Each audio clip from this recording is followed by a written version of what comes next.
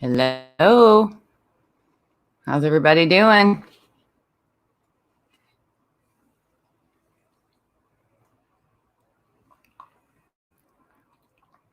Billy Paulk is Shannon's dad.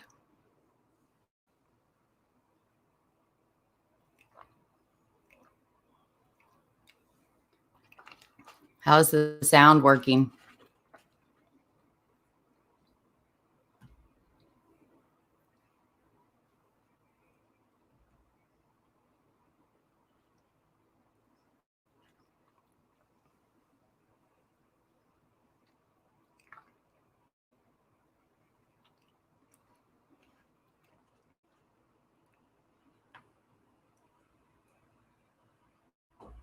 Hey, Crime, are you here?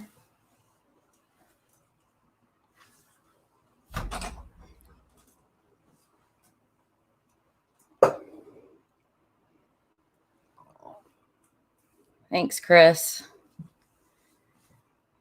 Took me about a half an hour to set up my new getup. Looks so professional. I've got a I don't even know what it's called, but it's on springs and the mic, like I can move it all around. And it's got a little pop filter in front of it for all those nasty noises I hate. So hopefully it takes those out. Hey, Cher.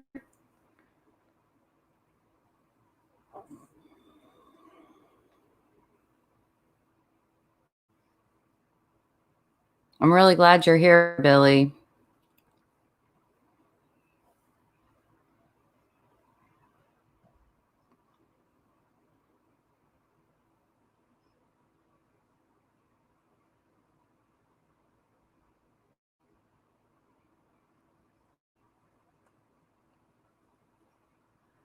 Okay, I think at least 3 of my mods are already here.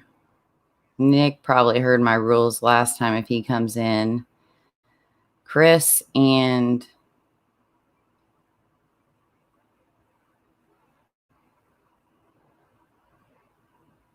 Early Riser, I made you guys mods just in case, because since we're talking about the Shannon Paulk case tonight,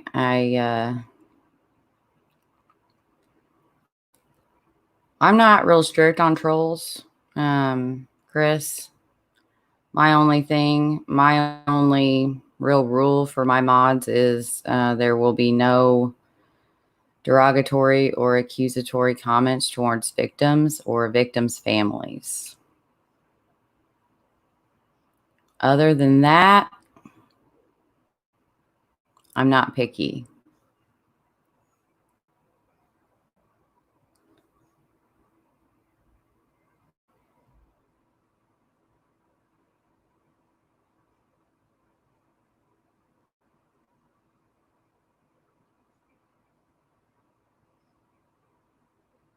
Hey, C.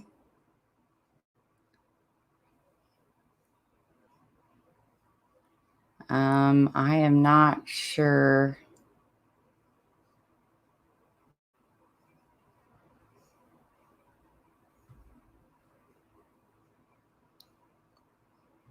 How to do that.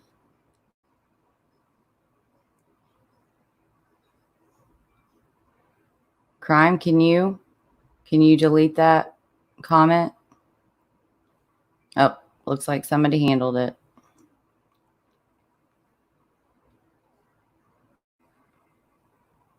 Hey, Lake. Wombat.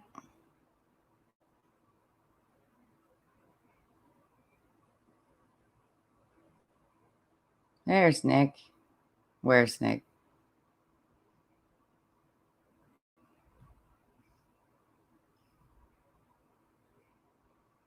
Oh, there you are. Yeah, we'll give Early Riser a minute, but I kind of told her an email of what I expect out of mods. Hey, Wes. I almost sent you a link to see if I could talk you into joining me tonight, but I don't want to put you on the spot. Well, I have to pick I can't pick the mods from StreamYard. Like I said, I barely know what I'm doing, and I don't know. The whole pulsating eyeball is still a little creepy for me. One of these days I'm going to get brave, and I have a feeling it's going to come after August 13th of this year. We will be having a vigil for Shannon Paulk. She is going to be the topic of our discussion tonight. And then we will wrap up with some trivia that I made all by myself. So hopefully people know the answers. I tried to keep it simple, but I got a little carried away because there's just so much trivia with true crime.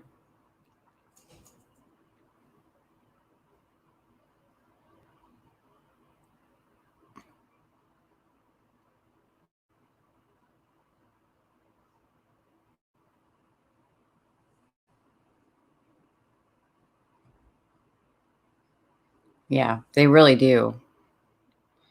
There's so many cases that you can tell. We're all, most of us are on YouTube on a regular basis, and we're watching true crime. And you see certain cases on repeat where they are constantly talked about.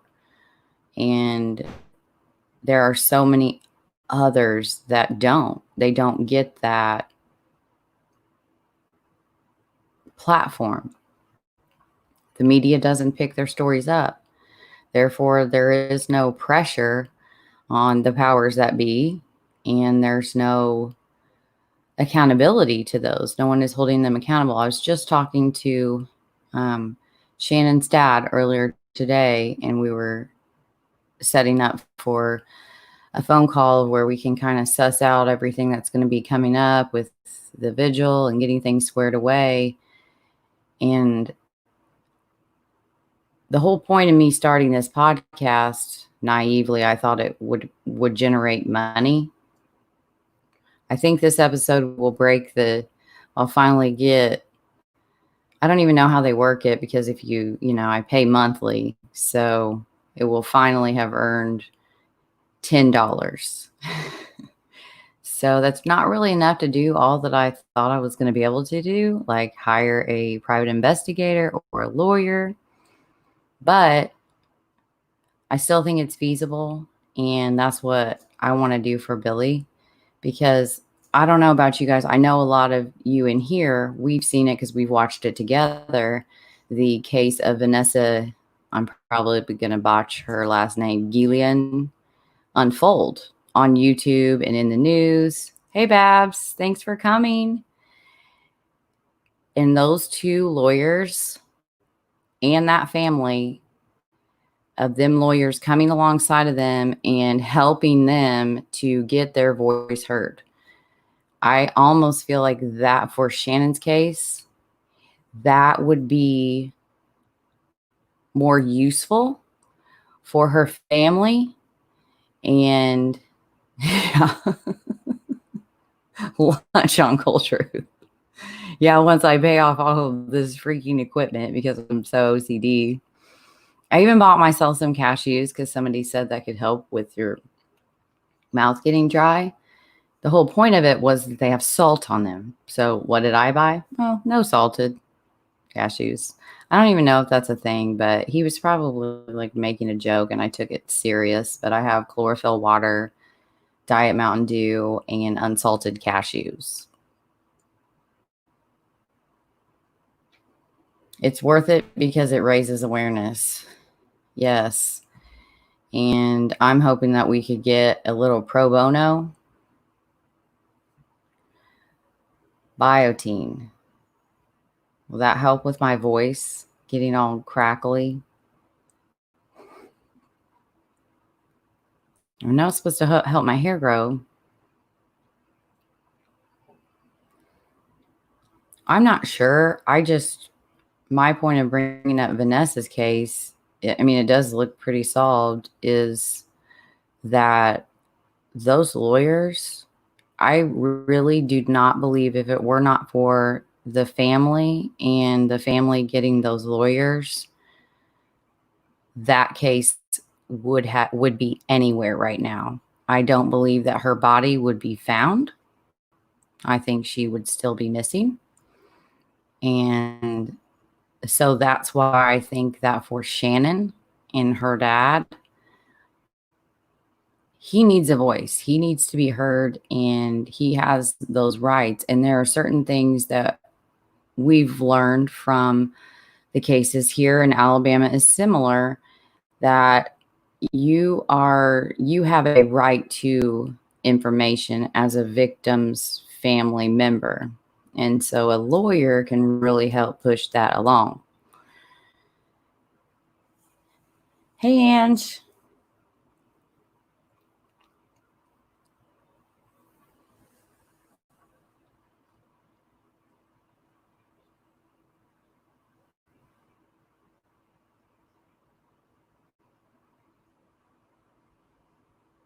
They told us to use it in pageants to not get a frog in. See, did you hear that frog just now? Frog in your throat during the interview section. Ah, okay. Good tip. Good to know. I will try that.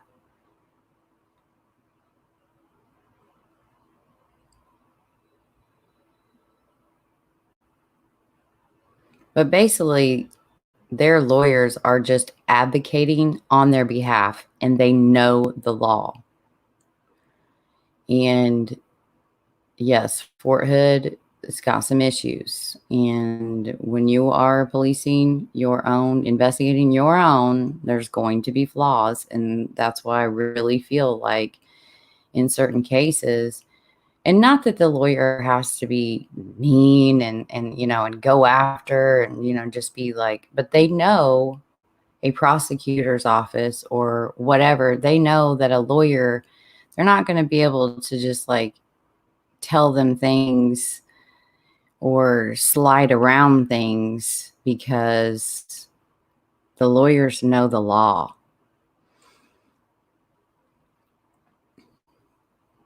There's early riser. But yeah, mods, just like I said,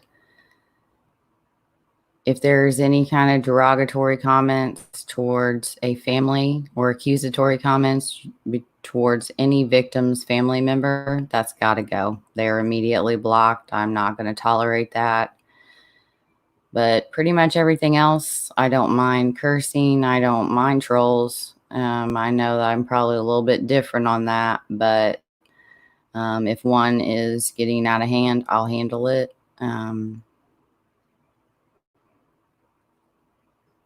I don't think I've really had any so far. Everyone's been so respectful, and I really appreciate that. I have to cough, so I'm going to mute my mic.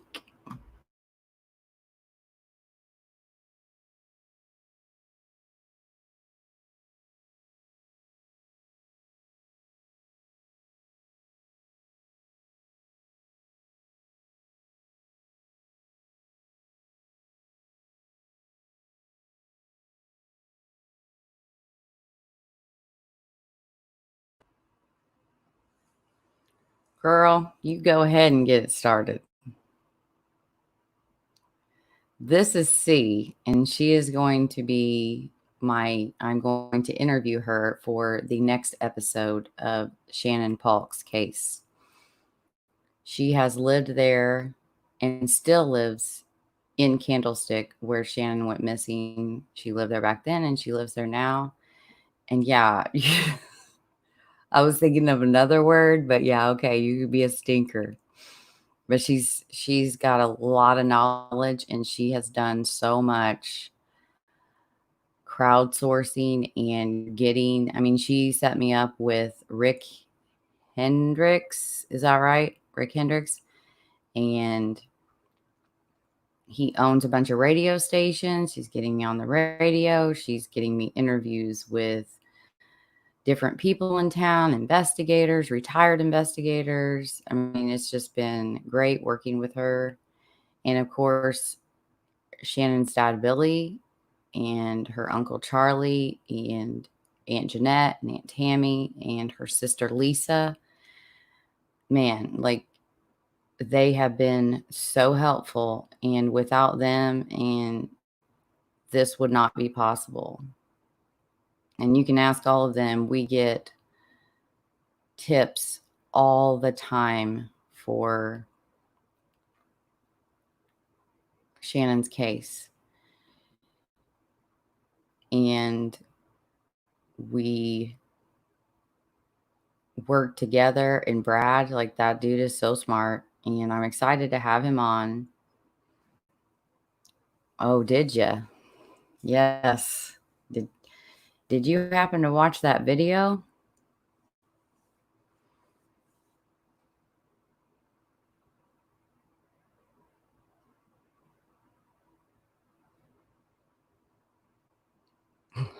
Oh, man. Canning green beans and blanching corn for the freezer. Lord, I wouldn't even know where to start. I'd have to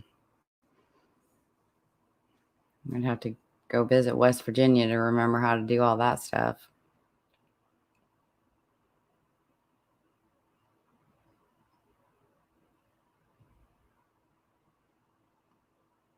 Right.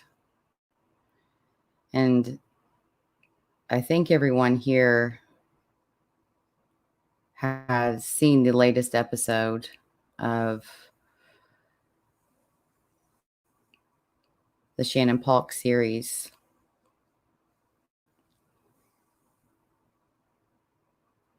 So, what are your guys' thoughts? What were some of your questions? What stood out to you?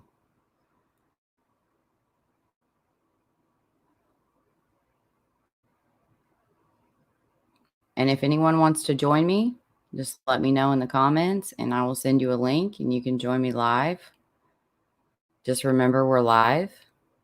There's no take backs. Hi, Sharon.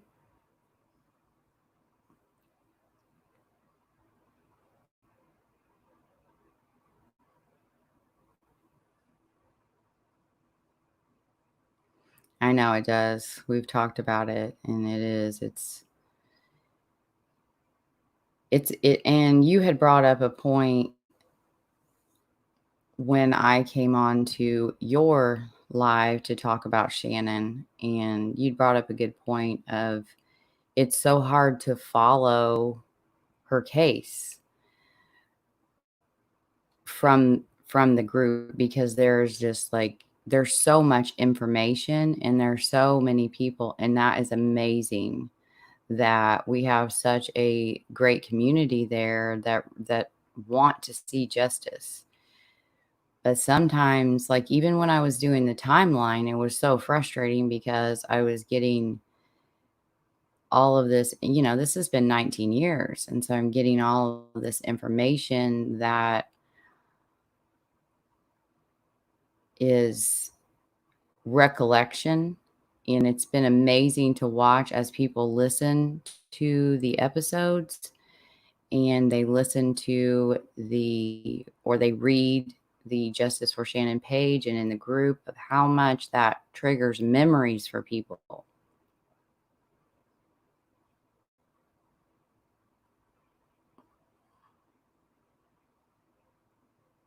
Right.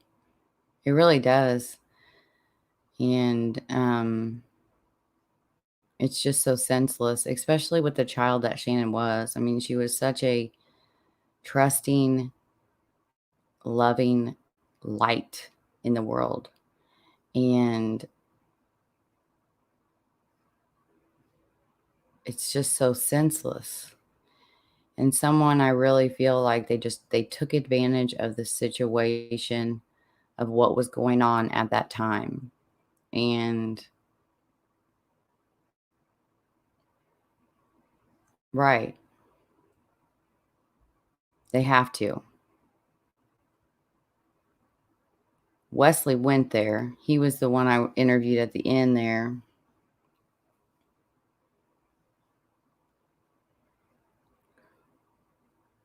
Would the killer have known how trusting she was? I think so, because I really do feel like this is not a stranger crime in the sense as someone didn't know who Shannon was either by proxy from their children or something like that. I think that the killer lived or worked or visited friends in Candlestick. And I really think that the killer is among the residents of Candlestick. That's just my opinion.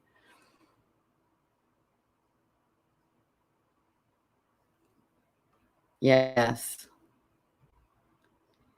he really is. And he has done a great thing of getting her group. And I have thoroughly enjoyed working with him and our interview. We had such a good time that we discussed this case for over 2 hours.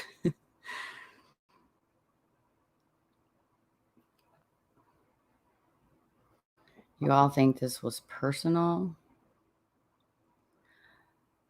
I don't I don't think it was personal towards her family. I think I think it was in a sense a crime of opportunity, but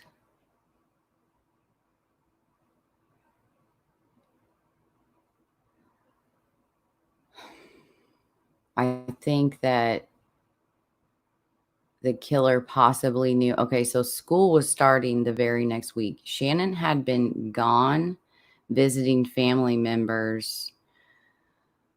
Correct me if I'm wrong, Wesley, C, or Billy, but I believe that Shannon was visiting family members and she did not get back until the week before that, the week that she was abducted. It was pretty close to the time that she was abducted that she had been gone. And her mom and dad were in the middle of a divorce. Her mom was working and raising her nephew, as well as Shannon and her sister, Lisa.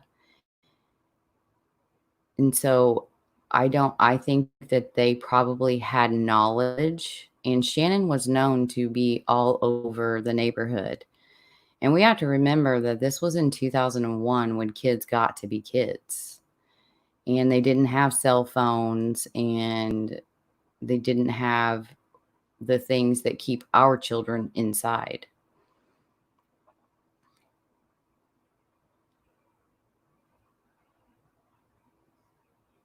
I saw a question up here, or maybe it was a statement. It's going by quick, so I'm trying to find it.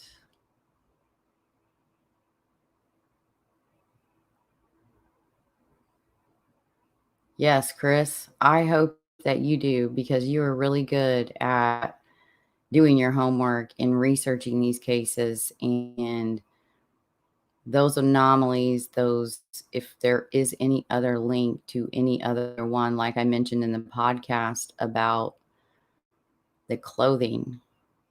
It specifically said that the clothing was in a pile in the bag.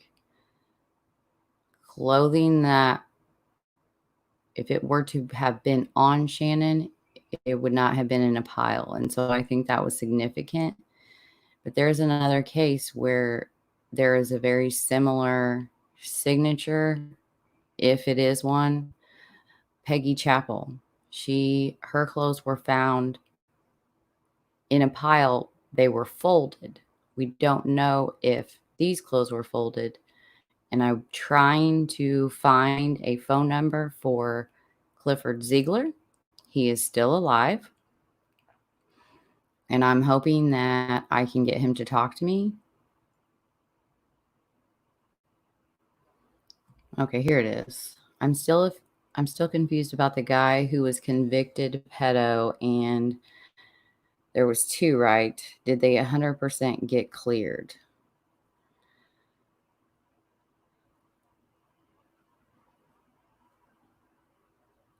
Hmm. 100%. I'm never going to say anything with 100%. But from what I found, because see, how I came to my conclusion was I found for this guy named McElroy.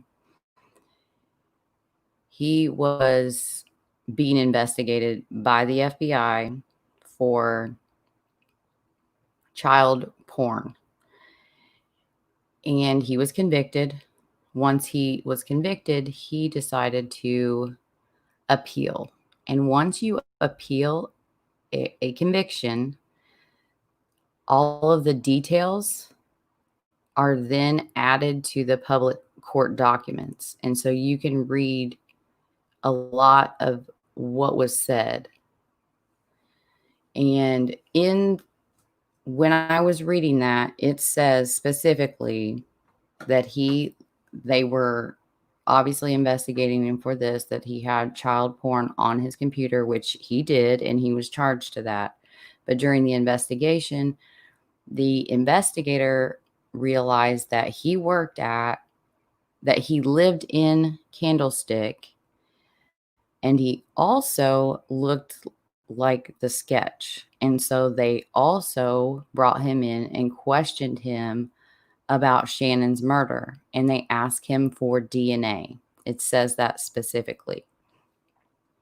And then in parentheses, it says, because he said, you can have my DNA. I had nothing to do with Shannon. So yes, because it's going to, his thing was, it's going to clear me because I had nothing to do with what happened to her. And so right next to that, so they took his DNA. He said he had nothing to do with it. They took his DNA. And then in parentheses, it says, and that proved to be the case. So he was no longer a suspect the way I took it, because once the DNA came back, it proved that he was not a suspect. So that's why I really feel like they have a profile of the suspect. How good of a quality is it? Trial court quality? I don't think so, because 6 weeks, 52 days had gone by. And I don't know if any of you have been to Alabama. Alabama is hot. It is humid. And things like that affect decomposition. And so I feel like at the time, the testing that was available in 2001, obviously it was good, but compared to 2020, it doesn't even hold a candle. So I really hope that they are rerunning that DNA, and there have been people that have told me that they when they were re-interviewed, it was after DNA had been run again in Shannon's case. And I will tell you, like, when I first looked at this case, it truly looked like nobody was doing a damn thing. Nobody was investigating. No one was talking. Everyone was hush-lipped in the official capacity, not in the community, because the community has been amazing and very forthcoming. And they care about this little girl, and they want this solved. But it just didn't look like anyone else. I mean, it took me from November until, what was it, March, to get a tip line. Every time I kept calling these tip lines, even the ones that were on the TV, they didn't work. And it was so frustrating, because it's like, I just want a tip line for this page. Like, that's it. And so and that just, those kind of things. And then the fact that they haven't talked about it very much. And it just appeared that nobody was doing anything. But as we started really getting into it and starting to talk to investigators, They really are. I mean, they really are. They're doing things, and maybe nothing was happening, but it is now. And I really truly feel that this case is so close. We're so close. And that's why I don't know, I guess I don't really know how to do that, but I guess my campaign is I'm not waiting for the 20-year anniversary of her death to have a vigil and push for justice for this little girl and her family.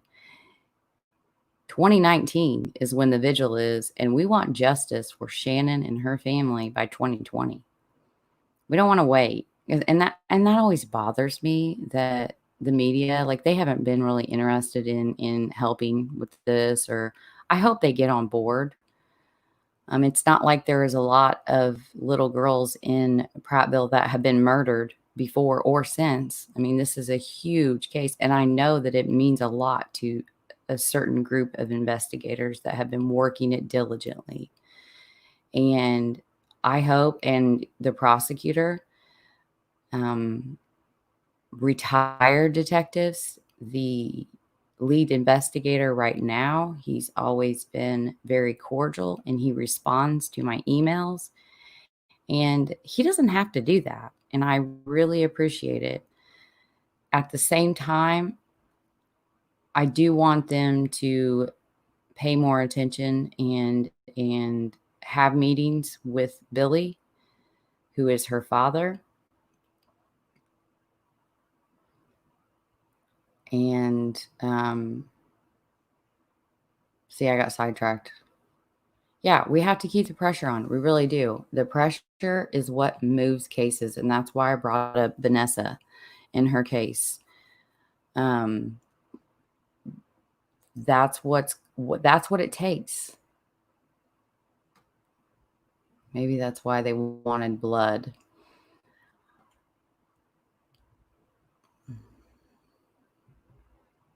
Could be. Yeah. She really, and she really was such a, I mean, even in her eulogy, um, her pastor from Efala, I'm sorry if I said that wrong. I cannot ever remember. He gave her eulogy, and he even said in there that, like, Shannon wasn't, she wanted to hold people's hands when she talked to them. She wanted to look in their eyes, and genuinely was just a kid with an old soul, is what it sounds like to me. She cared about people. um,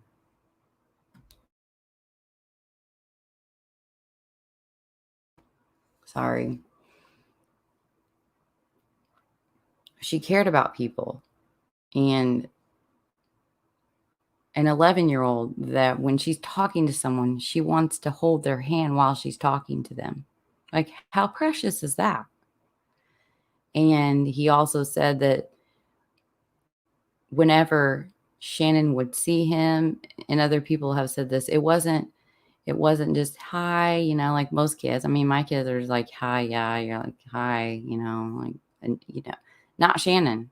No, she was going to be running to that person and giving them the biggest hug she could. That's just who she was.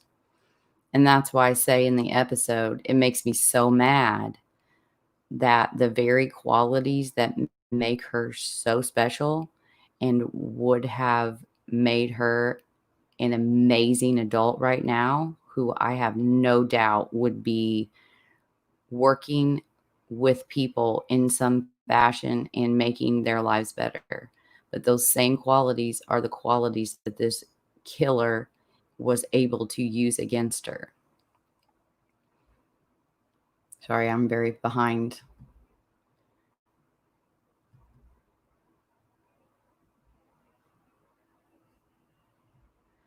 On Shannon's case, I think the motives could be power, money, bullied, hatred, narcissistic.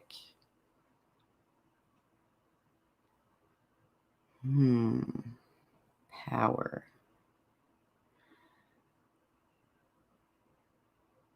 Let me mull on that and get back to you. Remind me.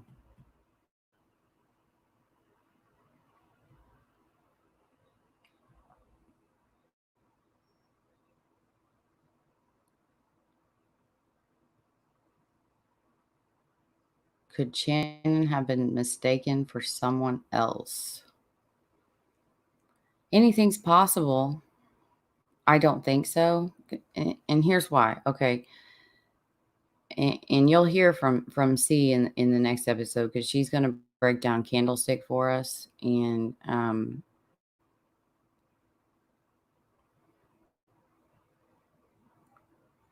this is a tight-knit neighborhood where kids were actually kids. They played, they roller skated, they rode their bikes, they walked, they slid down hills, they played in the creek. They did kid things that we would all love our children to do today. Completely normal. And it was an active, very active neighborhood. The amount of people that were even home that day it is a lot compared to, my neighborhood during the day. Like, there's nobody in it, like, but I think that back then, and I think it maybe is there was a lot of parents that stayed home, like a lot of moms that stayed home, or there was, one family was moving that day, so both parents were home. There was another one of Shannon's friends and her father were home. We know that because they had left on an errand. The guy that I call Max, who was the last person to see Shannon, he was home during the day. C left around 1:15.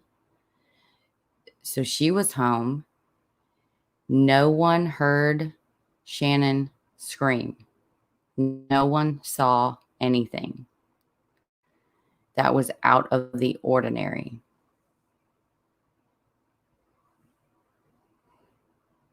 Right. Every day. Me too. And I really do feel like it's coming soon.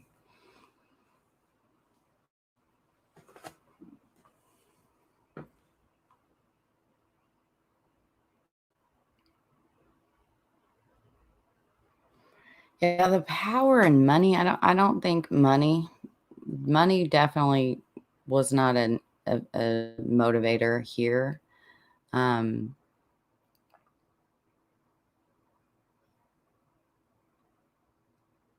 Power. I have done a lot of reading on killers. And so power possibly in the, and it's just so sick to even think, but there are sadistic killers that, they do like that power. Sometimes they're the ones that will taunt the police. They're the ones that like to kill up close and personal. Control. But definitely, there was no financial motive for Shannon, and it was more than likely it was someone, in my opinion, it was someone outside of the family, just because of the heinous things that were done to Shannon. Say if it was an accident, that is, no. Like, I will never, ever get on board with that. It takes a special kind of sick to do what was done to her. And those are the things that will end up being the things that catch him. And that's why it was so important for me, even though it was so hard, and I know it was hard to hear, was to keep what was said in the interviews on there and to discuss them with Wesley for this episode. Because I truly, truly do believe that there is someone that this killer has told, and there's someone that knows, or maybe they've asked him, did you do this? And he admitted it. Or they just know that he did. And I feel like that person thinks that this was just, they've been able to compartmentalize it in their mind as it was an accident, and they'll never do it again. It's not who they are. They just got scared and they panicked and then they put her where they did. Well, that's just not the fucking truth. It's just not. That person is fooling you. And those are the people that we need to hear from. Those people that know who did this, because I really do. I think there is someone that knows exactly what they did. They may have even helped. And that person probably has a conscience. They may be afraid because of their social status. I mean, we just simply don't know why they haven't come forward. But I hope that they listened to that, and I hope that they heard what was actually done to her and they finally break their silence.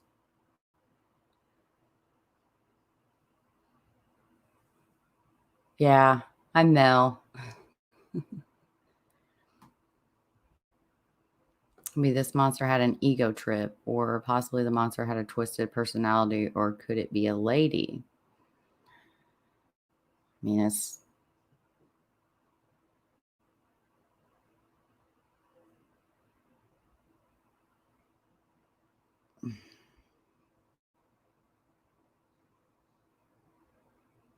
hmm, definitely monster.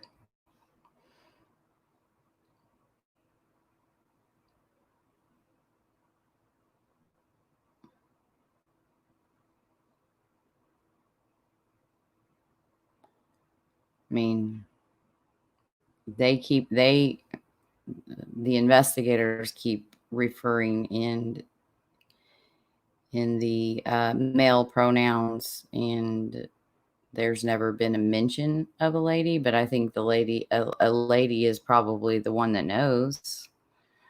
Um,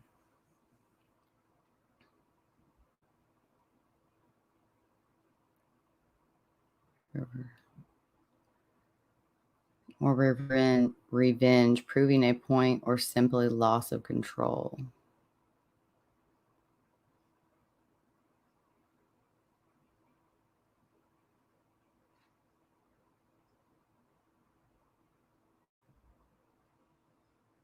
Fear of her speaking. Yes, and as when Wesley and I were talking,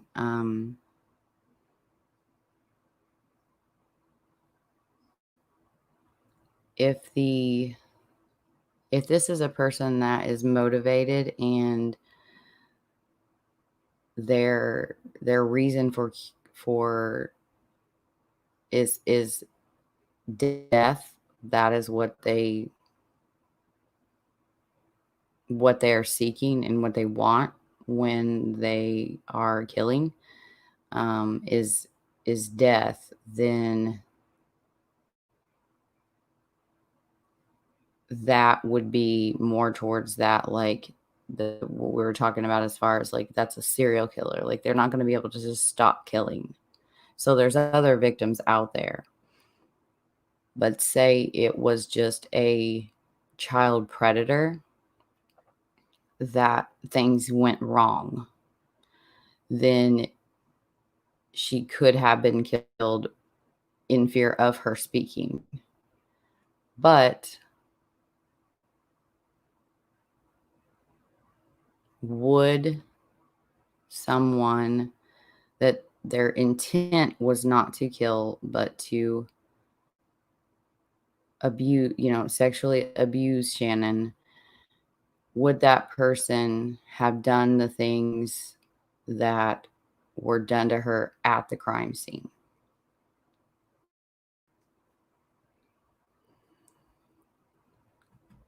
Could that be a compulsion that once they already realized, oh my gosh, like she's dead, she hit her head. Ever could the way she was found be a compulsion? Absolutely. But, it's hard to tell. We don't know exactly how she died. I'm not even sure that they were able to conclusively say how she was killed. just because of those 52 days. And in certain, if you're killed, say blunt force trauma, then obviously they would probably be able to find signs of that. But strangulation, especially of a child, even there was rope that was on her, and the rope was also tied with a bag.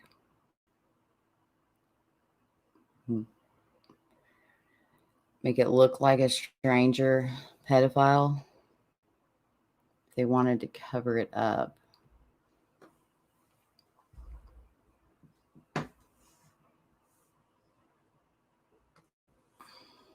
Yeah, I mean, I'm not going to say that anything is off the table because there's so much that we don't know because we're not investigators. But usually an accidental death, they don't have that psychopathy, that pathology to create a crime scene that would look like this. I mean, her panties were found, they were on her head. She was tied with rope. She was put in a trash bag. Like, that takes a certain kind of demented personality to do those things. And so that's why I don't think it was a cover up to make it look like something else. But it just doesn't seem like the most reasonable or the most like the Occam's razor. But of course, we don't know. So anything could be possible. All right there. It doesn't seem likely to me. And then strangulation, it is personal. And that is what has me confused on the person of interest. We do not know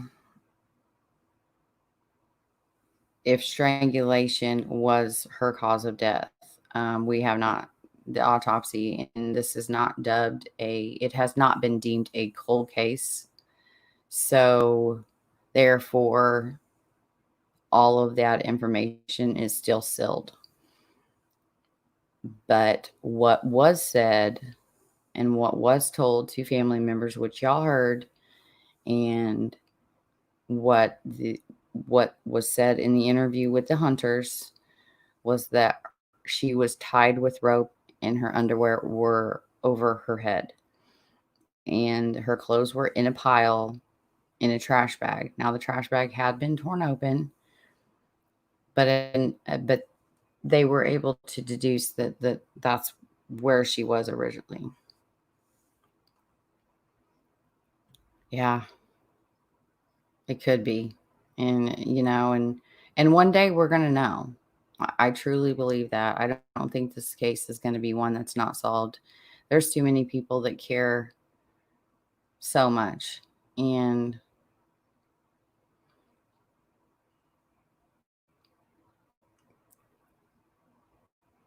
you just, you never know. It could be something completely outside of where we are. We could be way off. My thing is that when I talked to someone early on that was retired from a pretty high up position in law enforcement, I asked, where should I take the page? What should I focus on? What would be the most helpful for getting justice for Shannon? And that person said, appealing to the conscience of the person that knows.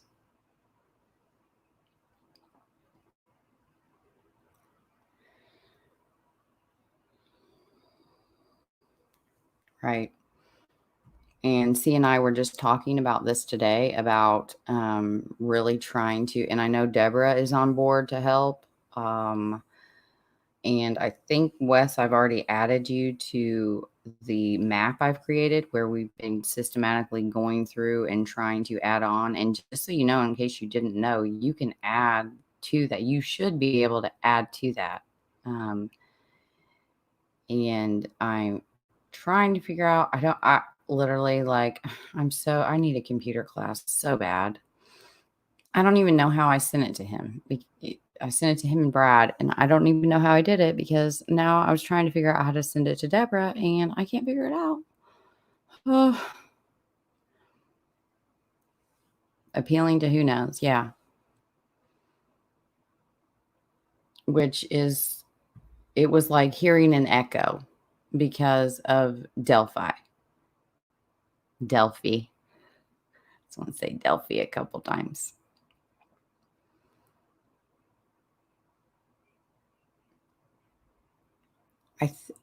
C may be able to answer you a little bit more clearly, but I believe there was about a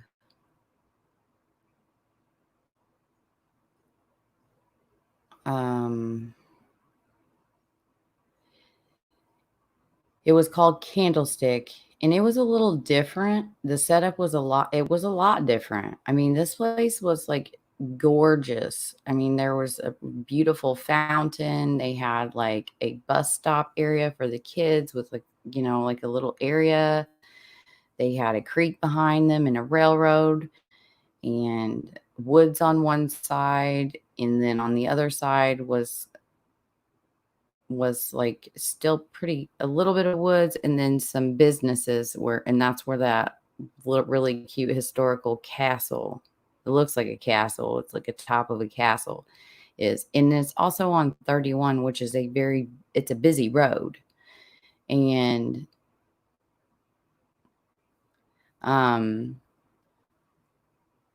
where this happened, Expos.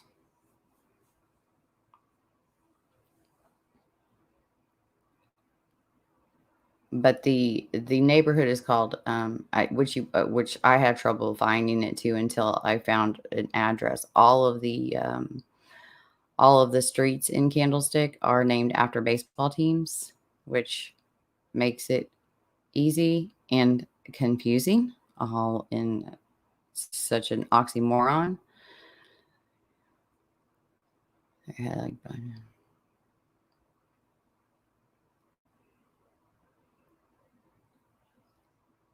they really looked like candles. Oh, that's cool.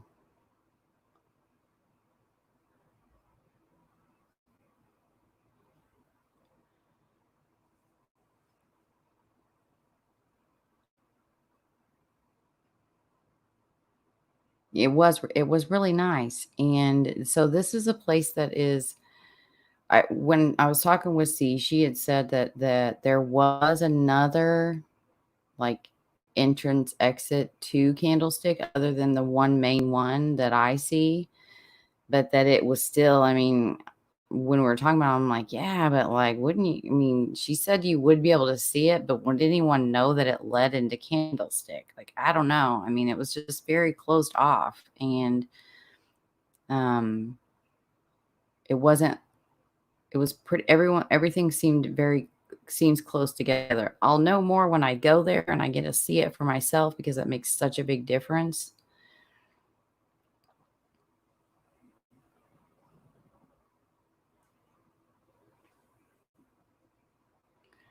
But yeah, and what's sad to me is that the impact of murder, you can see it on Candlestick. It's like Candlestick started slowly dying along, like with Shannon, and it's just not what it used to be. And I think that, and there was a lot of blame going on. Everybody wants to find somebody to blame in cases like this. And I do think it's just a part of the human psyche of, if we can, like with the sketch, if we can have a sketch and a tangible person to look at, then we don't have to fear everyone. And with you see it, especially online, when you hear about a horrendous crime, they're like, okay, well, what are the things that make them different from me? You see those people all the time. They're like, well, I don't do I would never let my kids walk outside. Oh, shut the fuck up. Yes, you would. And if you don't, just stop that. Like those helicoptering parents, I don't want to hear it. I hate those kind of comments. They really tick me off. Kids should be allowed to be kids. And it did. It affected these kids that were friends with Shannon and her family for all of the generations after. They parented different. And they've parented with the fear of not knowing where this monster is and who he is. But I think that with the neighborhood, I think that they took a lot of flack for things that they have no control over that. And it's just silly to me. I've heard it from a couple different people about people blaming Candlestick. And I'm like, that's so nonsensical to me that literally makes no sense. What would a neighborhood owners be able to do? I mean, really, come on. But people want to try to find something to blame so that they can feel safer.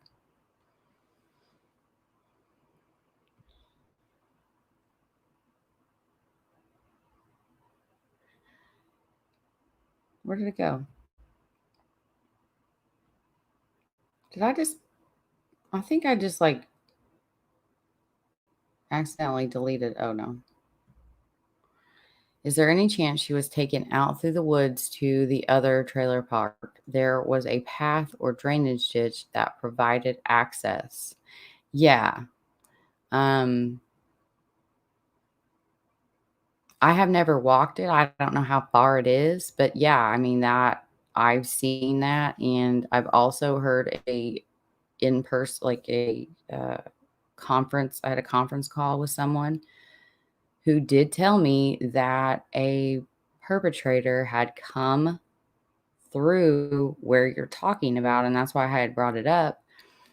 And there was another crime that had occurred. It wasn't like serious, but that at like well, it was serious in my opinion, but it wasn't related to this crime. And yeah, and that's how the little girl was able to go and meet, was right through that area right there.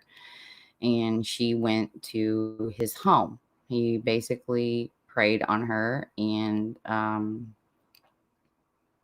she was a child that was raped by a man, and from that other one. So yeah, I don't know. I mean, I have to go there. I mean, I need to see.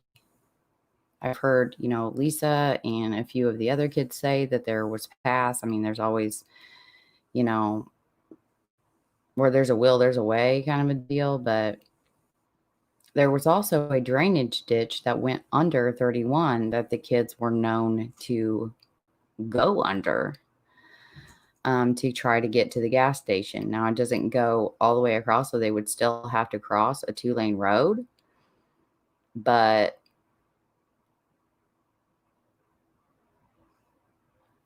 I have heard from a few people that Shannon did go under that in that drainage ditch.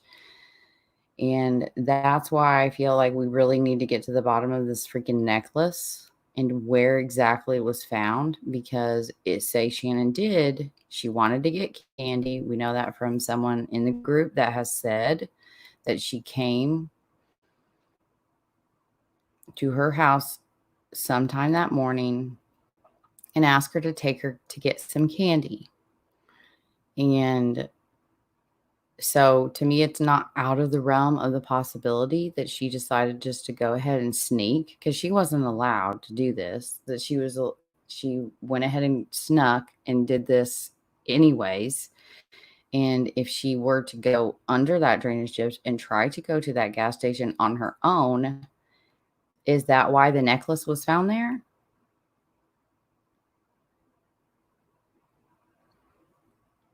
She was, and I think it more the brave of just naivete that she thought she was safe. I mean, she was just a very trusting child. And, but yeah, I mean, she did venture out a little bit. We've been able to somewhat suss that part out.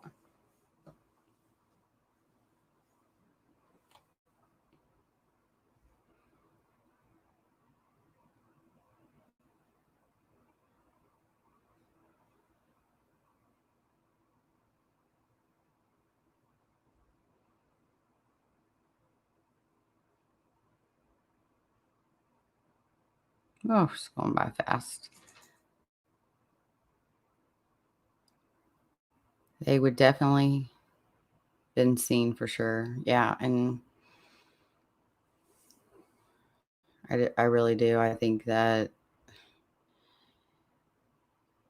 if she screamed, I think enough people were home and leaving for work and coming in that if she had screamed, someone would have heard her. So that's why in my opening very first episode, I gave those two scenarios. Did she go in to someone's home and never come out?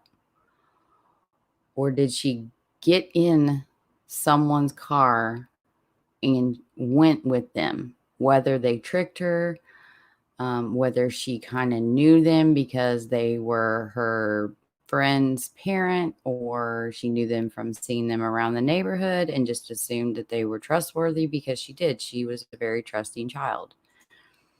And I think that she knew them or knew of them, and they took advantage of that. And that's why I think that no one heard anything unless people are staying quiet. And we've had that problem. Like, there's people that it's simple questions. Like, I don't understand why you're so reluctant to, some of these people are so reluctant to, or they'll come out and they'll say something and you're like, it's like, oh my God, like I need it. Can you please explain? And then it's nothing. It's a brick wall. It's like, where's the damn walker? Like, where did she get the walker from? Why is that such a hard question that nobody will answer? Like, I'm sorry. It gets me very frustrated. And I think people just think that, oh, that's insignificant. She doesn't need to know that. She's just being nosy. It's not. It's not about that. None of this is about me being nosy. Every little thing is, we need to know it. The timeline. Like, oh, I get so worked up because I just don't think that is a question that, I don't know, maybe the killer is the one that she went and picked the walker up from. That's the only thing I can think, and I will find who she picked that walker up from. I will. I can promise that. I'm gonna find out who it is. And yes, Mary saw her knock on. Well, we probably don't want to put that name up there, but um, yeah, we call him the Halloween guy. I know. Just around the dang walker. But yeah, I mean, the walker, it's important because it establishes where she went all that day. Who all did she interact with that knew that her mom was at work and her dad was not in town, and that she was bored and walking around that day? Who all saw her, and who did she pick the walker up from? What is that saying? Because I always mess up sayings. I even did it on the episode, and like I couldn't think of it. So it was just like, well, it's just going down a river with no boat. I think it's something else. I don't even know what it is. Probably has to do with paddles, I would assume. But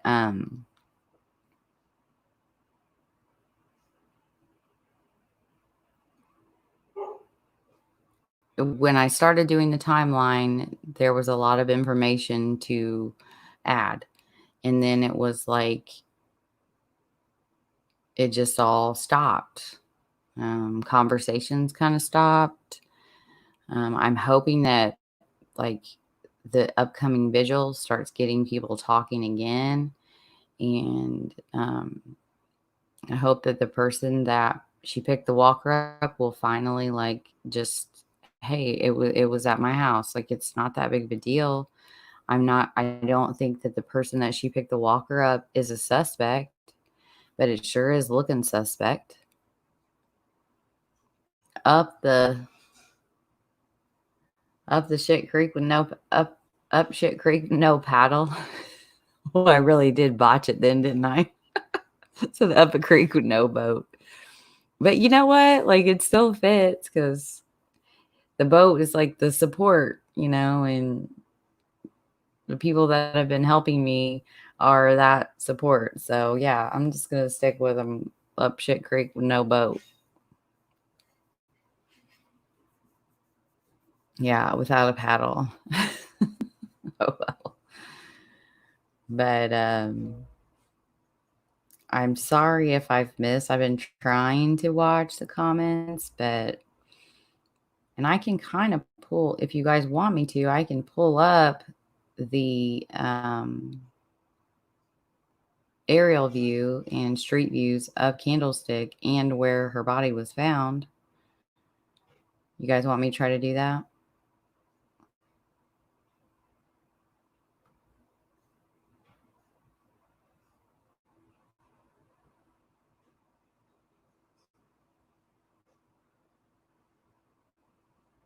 Yeah. Yeah. And I think my Dapper Dad, in a previous episode, his logic was very sound. That if if everything about the walker is true, our question has been, why did Shannon not take it to her house? Because she lived 2 doors down from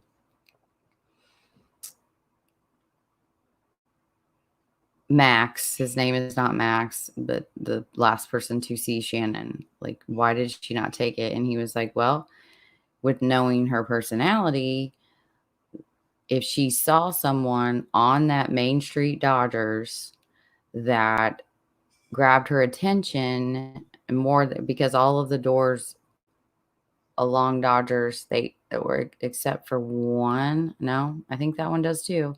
They open onto Dodgers. And so if she were to walk after leaving Max's house and walk back down to Dodgers and she saw someone back by the Halloween man's home, that maybe they came home and she saw them and she took off and went and just kept the stroller with her. Yeah, like a baby stroller. She was picking it up that day. She had left it somewhere. She had her baby nephew lived with her. And so she was told, and her mission that day was to get the walker and to bring it home for her nephew. So there's one person that saw her with the walker, and there's many more. I don't know why they're just being so. A walker equals a pram. I got no idea. It's like a baby walker where you like put a baby in it and then they can like walk on their own. It's got wheels.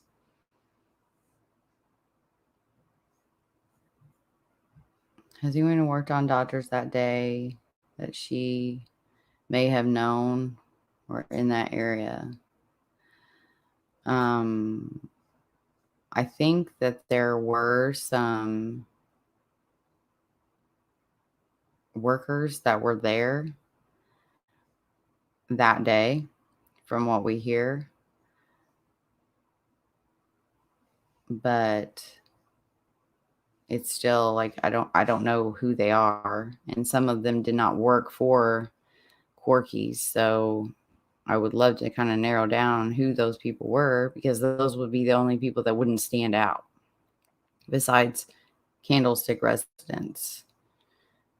Oh, it's a pram here. Well, you just see, learn something new every day. Am I saying it right? Pram?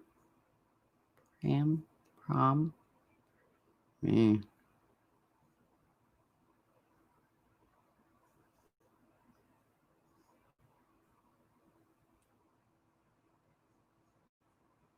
Okay, share. But I got all sidetracked again.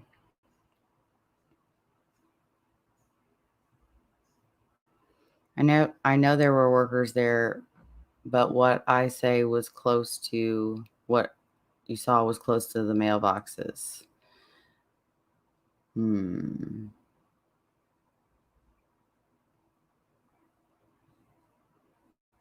On Aussie words.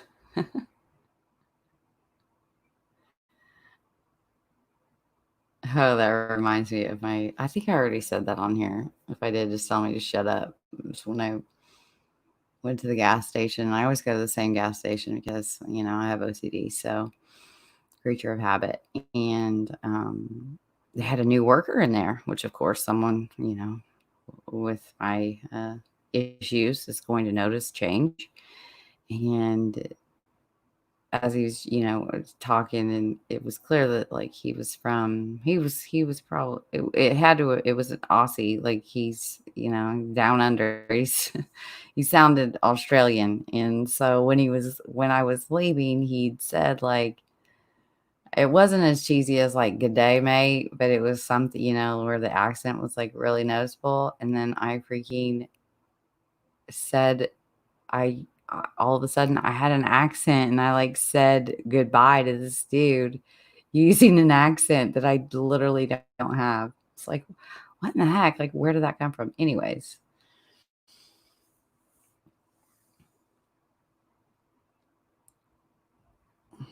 you're at worse and have a boss to check in with, it would be hard to take her. Yeah, and if you worked with someone, then that would mean that that person would have had to have been in on it with you.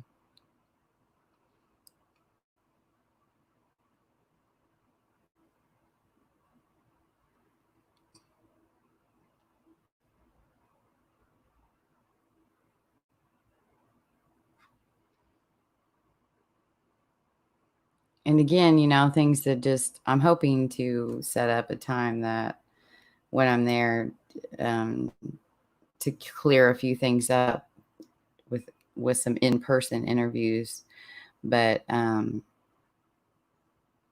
because there hasn't been a lot of articles, I mean, there has been maybe 4 or 5 that I've been able to found, and it's usually on an anniversary.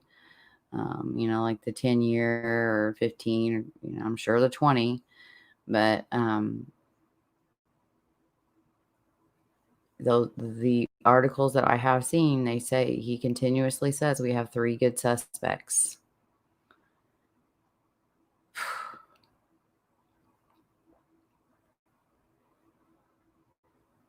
Yeah, I don't think that this killer was very sophisticated. I don't think that. I think that what the advantage that he ended up having was time. And I'm gonna mess the word up, but taphony, taphony, which is just basically elements that affect the decomposition. And I think those 52 days with the environment that she was in, and that was what advantage he had. But I just feel like they have DNA. They have DNA, but that's always the question is that DNA? Because I think it's actually one of my trivia questions, but you need more.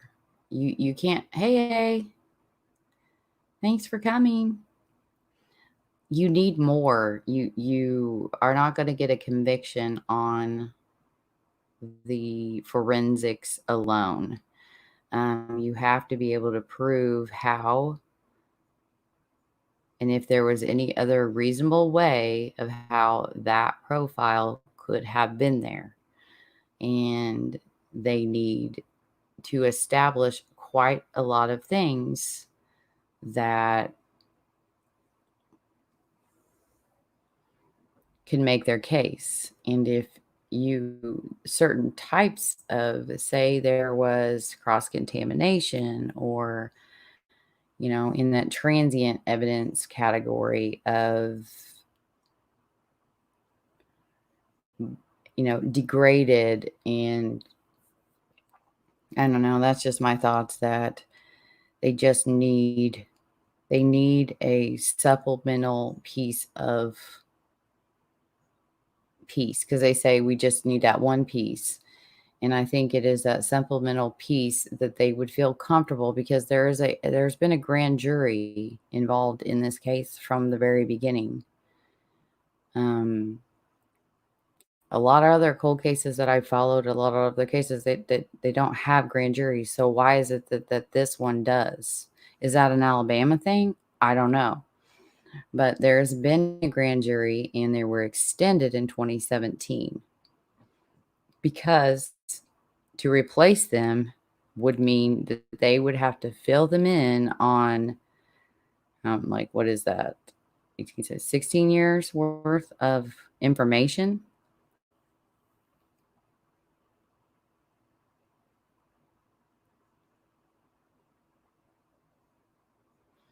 Right. And then at 115 is when Max, who was a Prattville PD officer, the last person to see her along with his stepchildren, saw the walker, where it was found by another neighbor, and she thought it was sat on the road by the curb as trash. So she picked it up, unknowing that Shannon was missing, because she was not reported missing until 9. And so she picked it up, and I believe that it was somewhere between, it was clearly after 115, but I think that it was picked up before Marie doesn't remember seeing it. And I would think she would remember that when she came in at 2:30. So I'm guessing that it was picked up, probably around like 2-ish or something like that. And they did turn that over to the family, the next day when she'd heard, or even later on that night when they were looking for Shannon, like she did, oh my gosh, like, and it was Caleb's walker. So two people say that they saw the walker where it was.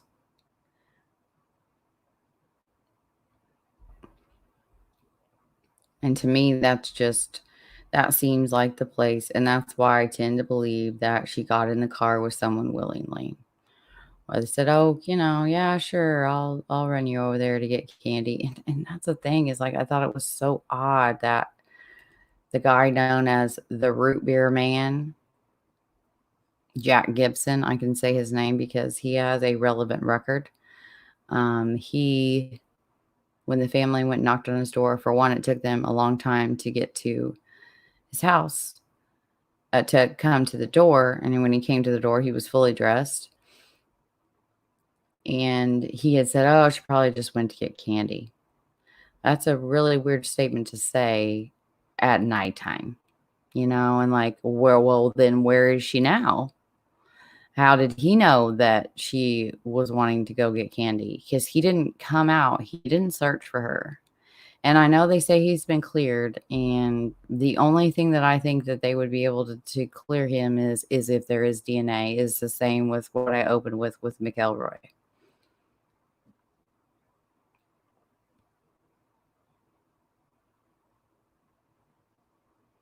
Yeah, where did crime go?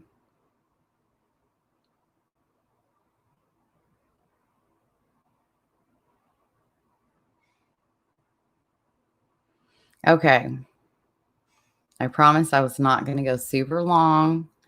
So if you have one more question about Shannon's case, and I am going to be busting butt and getting out one more episode before her vigil, and then I will try to go live. Help me get to I don't really care. I didn't even know how many subs I had until Crime had mentioned it the other day about subscribers. But from what I hear from Angie, if I can get to 1,000 subscribers on YouTube, I can go YouTube live on my phone because I can't carry around this big computer. And so when I'm out there, I can show, I would love to be able to broadcast the vigil because we have so many cool things planned. There's going to be bands. I don't know if you guys know Waylon Jennings hit the third. I think it's the third. He's going to be performing his band, which is super cool. Her song that was written specifically for her by Roger Lyles. We're going to be playing that. We're going to have speaking. We are. Oh, you can on Spreaker? Oh, maybe I need to update. That's cool. And it'll upload to YouTube or just be on Spreaker. Get community tab. I don't know what that means, girl. You know me. I don't know what that means. Community tab.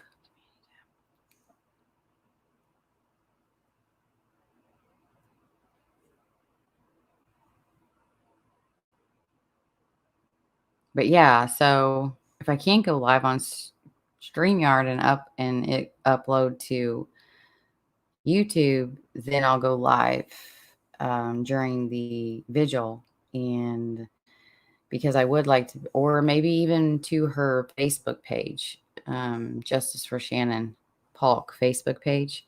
I think I could go live from there as well to broadcast her event. And my thing would be, if I am able to do that, share, share, share. Because I do really think that crowdsourcing and public outcry is what is going to get this case moving.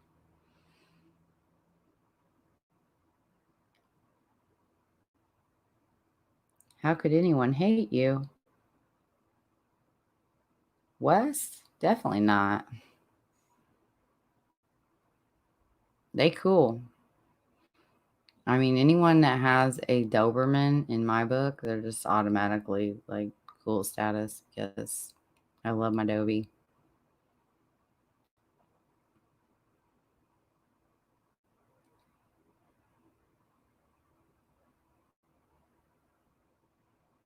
Okay, she had work. Only outside workers. No, Monica, outside workers. Show us the view of the area.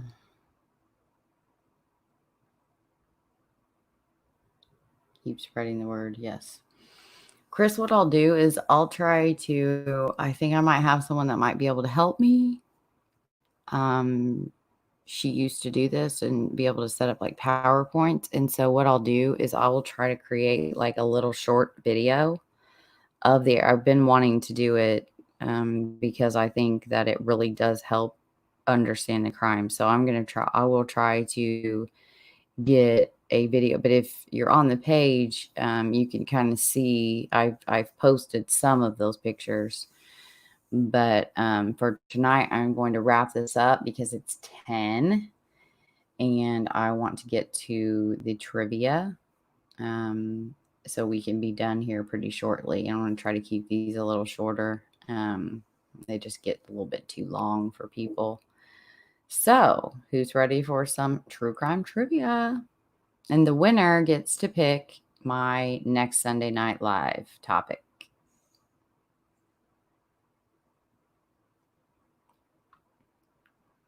Please don't do anything crazy.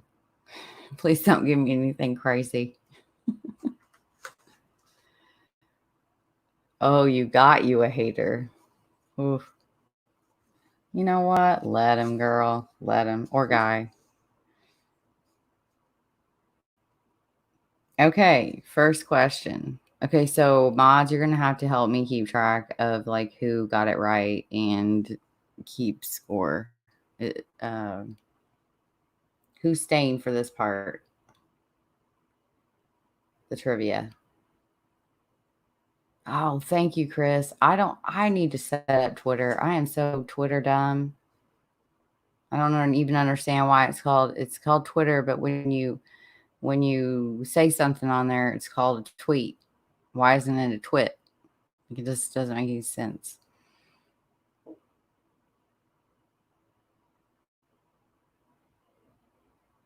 Okay.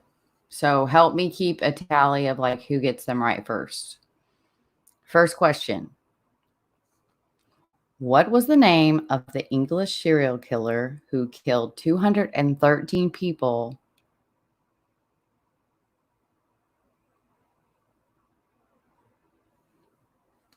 having the highest count? Anybody?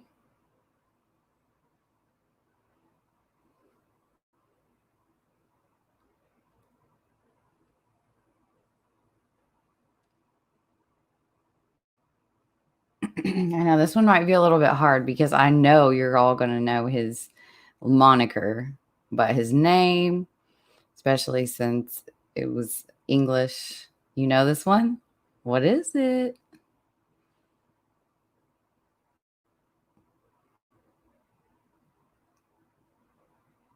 Nope.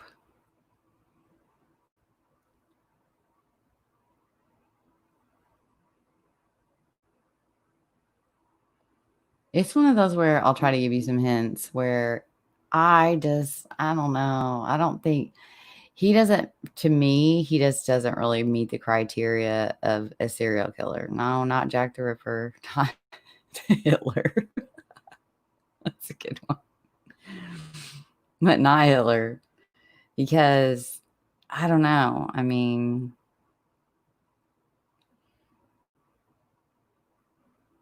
we can keep our dogs from suffering a slow, painful death, but we can't keep humans. Does that give you a hint? Okay. His name was Harold Shipman.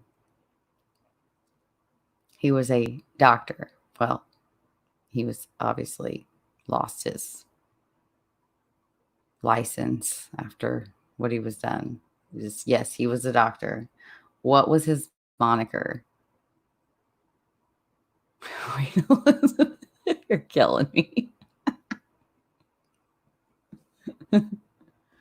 Dr. Death.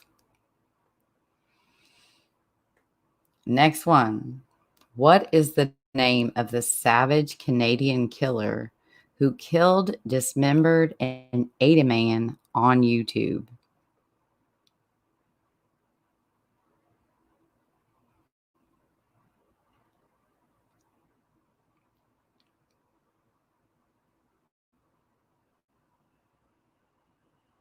Anybody know? Are these like way too hard?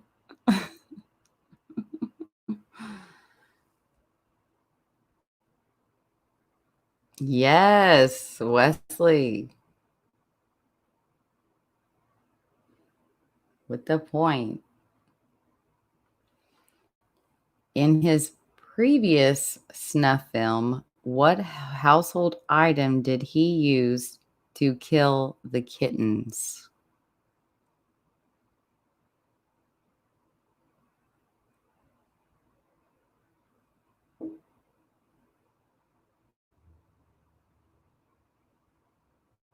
Yes, don't fuck with cats.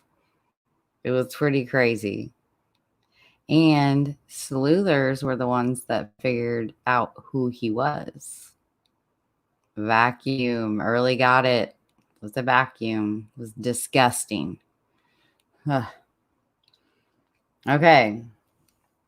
Which prolific serial killer said, "Big deal. Death always went with the territory. See you in Disneyland," after receiving his death sentence?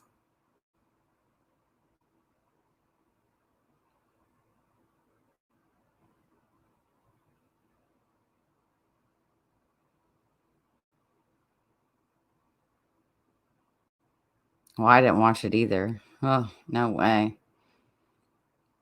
But there was a documentary called Don't Fuck with Cats, and I did watch that. Nope, not Kemper.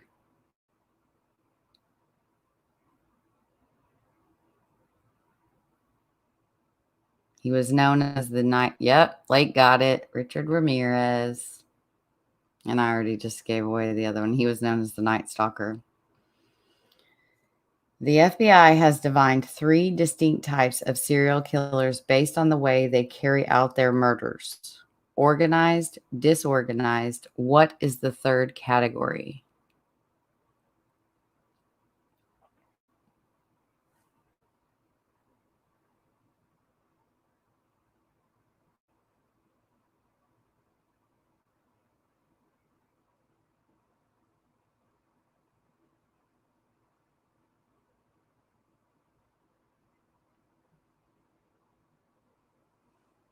Nope.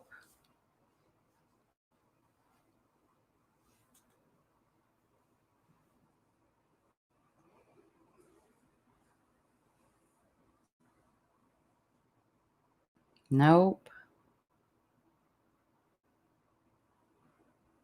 Oh, wait. I hope I didn't write that down wrong. I'm going to have to go back and check now.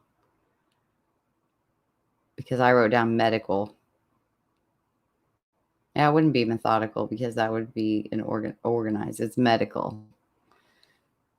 Dropout. I'm sorry. I thought I was doing good. Okay. Next one. This is easier, I think. What was the event on September 7th, 1996 that Tupac Shakur and several bodyguards attended at the MGM Grand in Las Vegas just before he was murdered? What event did he attend?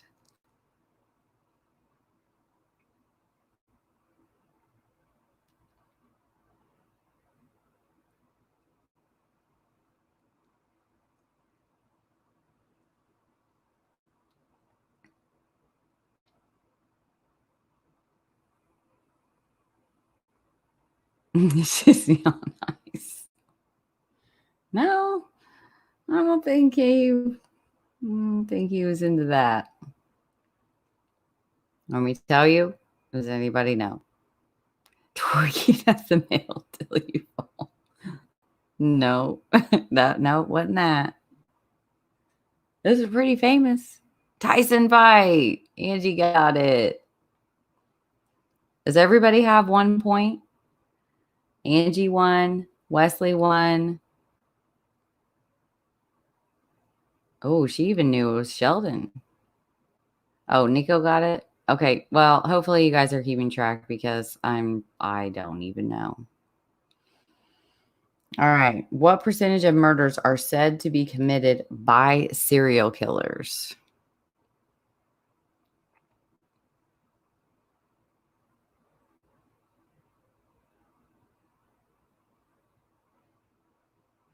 By the FBI.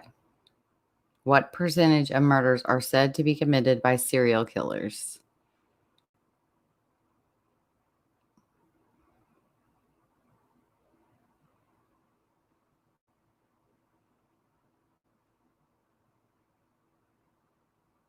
Nicey. Thanks for hanging out.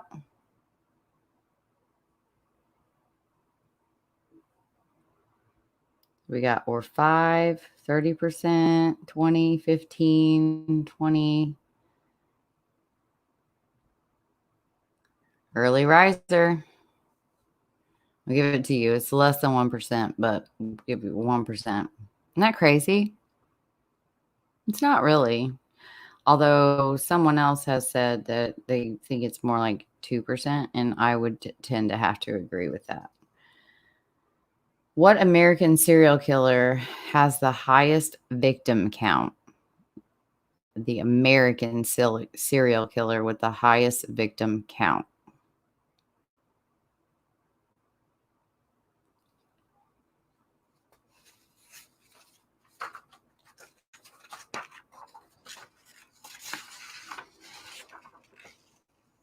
Y'all gotta hurry.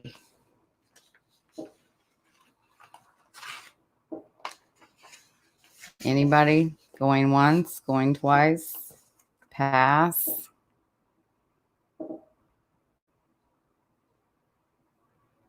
Oh, Nick got it. Samuel Little.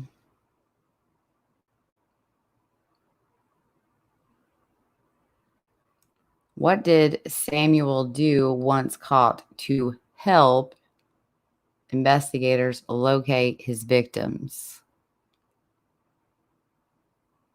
Yep, A. West already got it. He drew them. Pretty crazy. He drew their portraits. Who is considered by some to be the first offender criminal profiler and best known for his association with the murders of 1888?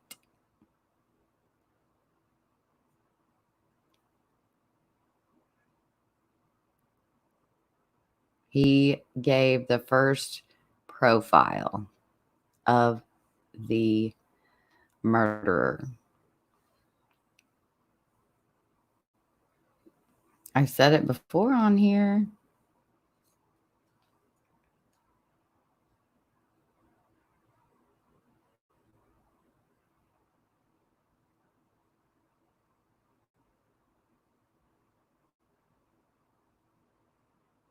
Thomas Bond.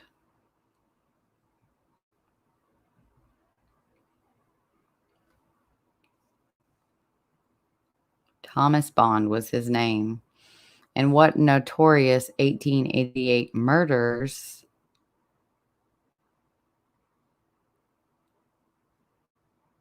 murderer did he attempt to profile? 1888.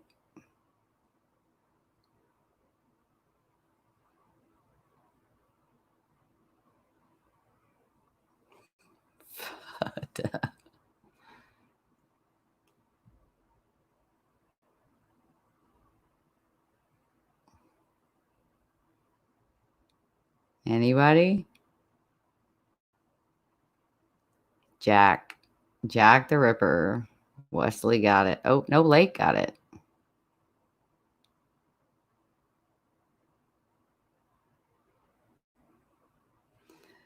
What is Dennis Rader's middle name? I would totally say this middle name every time I talked about him.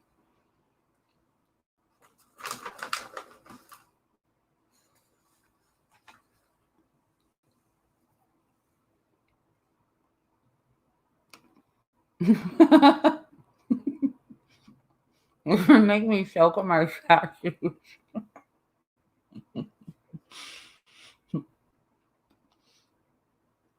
When Dennis Lynn Rader. Let me chew. Satan. Mm-hmm.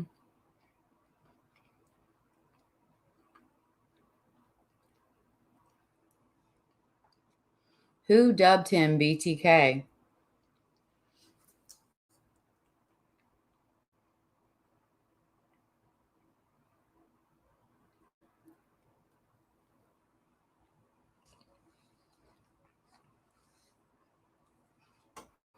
Who dubbed him BTK? Wesley got it right. How lame is that? I hate that when people pick their own nick, like their own, like, oh, you know, when they're trying to come up with like a cool name, like, yeah, call me Biggie. You know, like you can't pick your own. You're either just so lame. But he's lame. What does it stand for?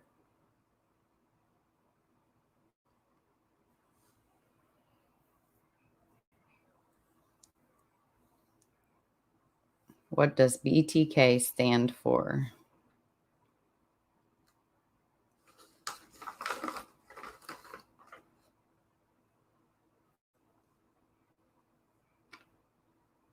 Yep, they got it.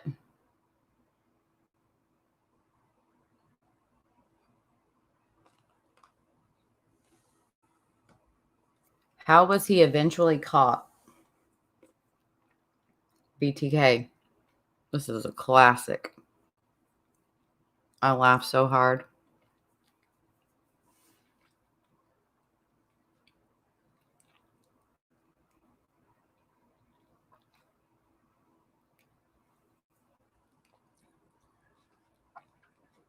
How did they catch Dennis Lynn Rader?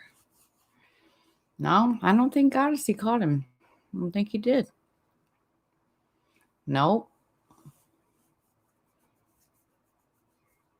This was one when I heard it, like I've never been able to forget it because it was just so freaking funny. Close, Wesley.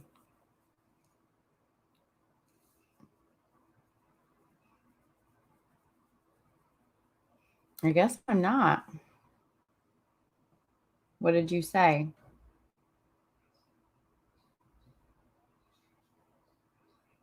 Computer at church. Yeah.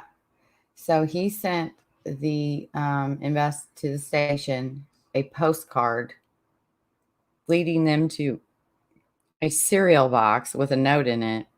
And I quote, "Can I communicate with floppy disk and not be traced to a computer?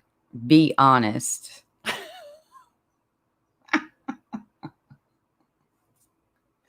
He wasn't as smart as everybody thought he was. I mean, really, be honest. And so he did communicate, and then they were able to trace it, of course, and that's how he was caught. Classic. Between these 4 serial killers, which one had the highest IQ? Ted Kaczynski, Ed Kemper, Rodney Alcala, Jeffrey Dahmer.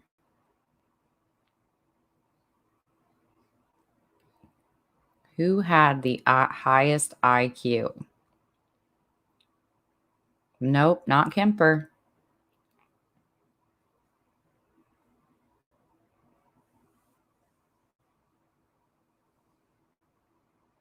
Nope, not Bundy. I didn't say Bundy. It was Kaczynski, Ted Kaczynski.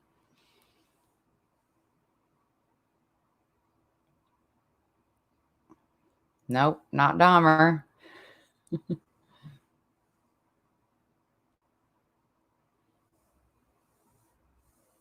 So we got Kaczynski or Alcala, Rodney Alcala, Teddy. Well, see, there's a little bit of debate about which one. So if you guessed Kaczynski or Alcala, you got it right. Ted Kaczynski's IQ was at a staggering 167.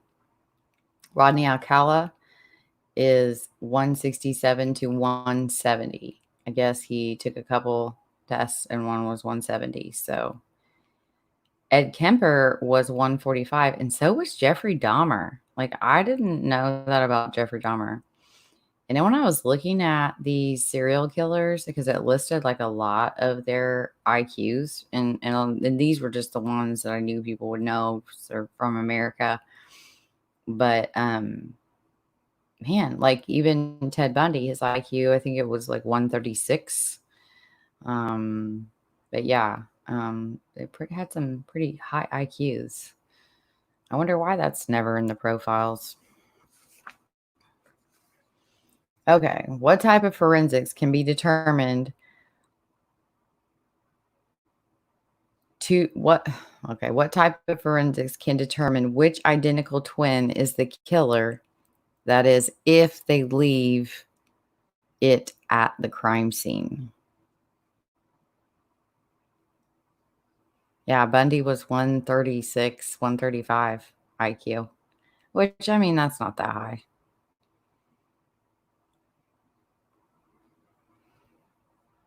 Yeah, I agree on the book smart only. How can they tell? What type of forensics can determine which identical twin is the killer if they leave this at fingerprint? Got it. They have the exact same DNA. What is the scientific term for blood pooling after death?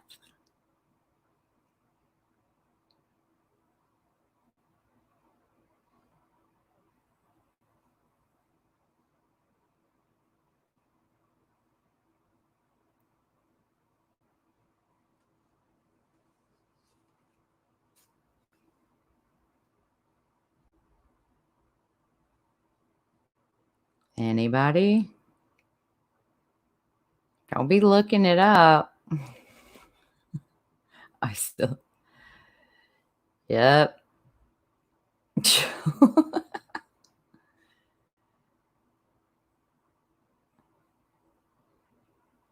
Yep.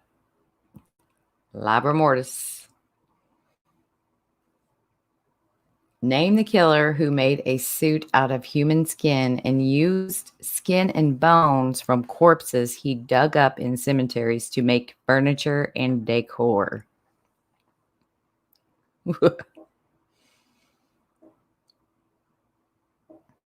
Nightmares.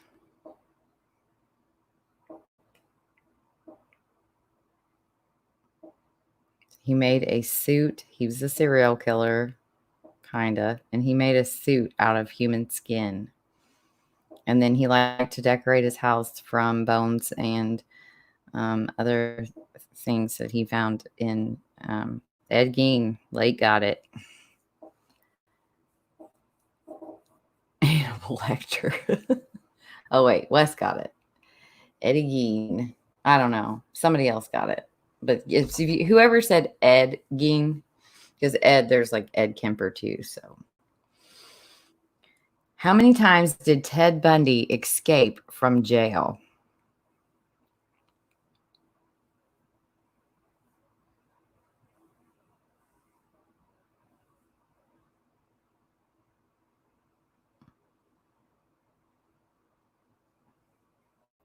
How many times did Ted Bundy escape from jail? Nope. Is that a 2? Yeah. Wesley, I think you meant to put a 2. Yep. 2. 2 times. 2 times they let him escape from jail. Like, are you kidding me? 4 counting the death penalty. No. Yeah, true. Who was known by the moniker Butcher of Rostov? This was one sick mofo who I did not know about until I listened to the podcast Monstro. Jack Luna. Oh my gosh, he's my crime crush. And he does the narration for Monstro. I mean, you got to have a really strong stomach and like not be real sensitive, Sally. But yeah. Yes, Lake got it. Andre Chikatilo. What famous actor's dad was a hitman?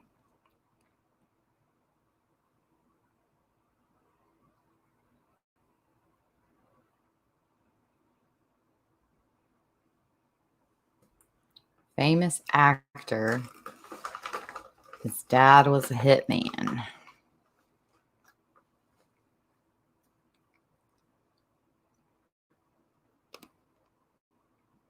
Can you guys hear me chewing?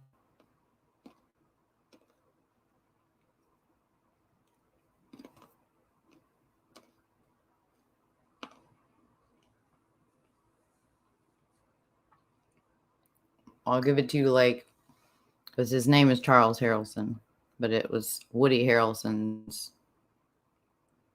dad. Woody Harrelson's dad was a hitman. Pretty weird. What was Elizabeth Short known as?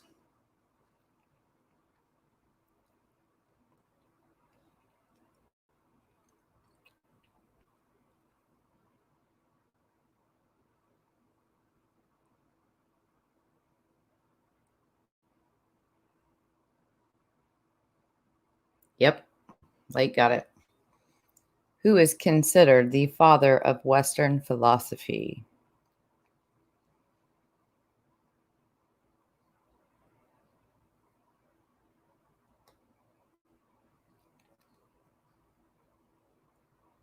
I had a bunch of philosophy ones, but I skipped those, so I just read this one. Who is considered the father of Western philosophy? Socrates. Yep. Where is the crime museum located?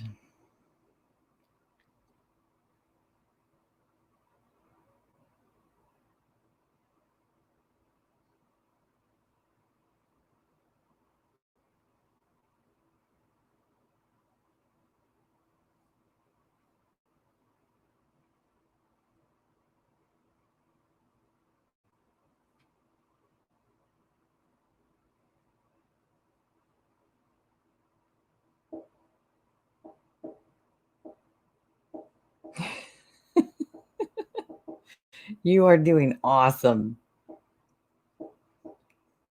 Not Chicago, not London, not Auschwitz. good, good try. The Crime Museum.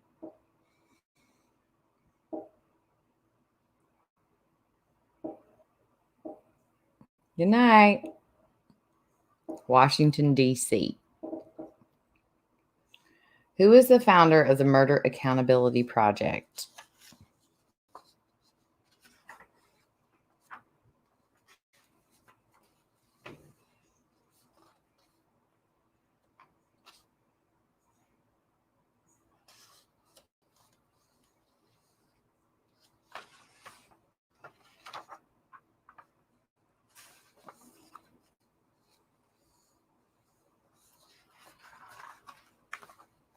Russia?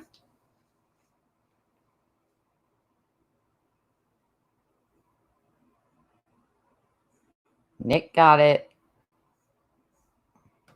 Thomas Hargrove.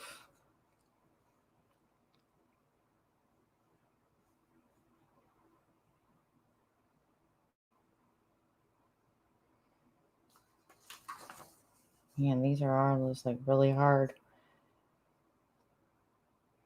These were some personal ones to our group.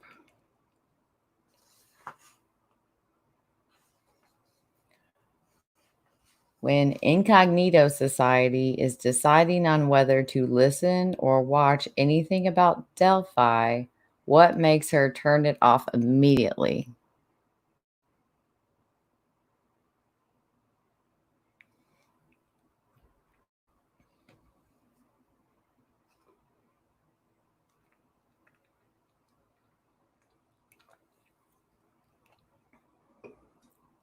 She said it in her live. She won't even listen to Delphi. Yep, they say Delphi. Who is the most sought after interviewee in our YouTube group?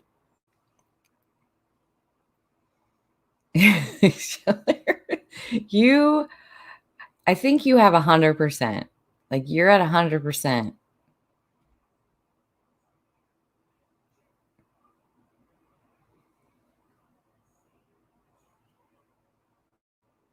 Early riser.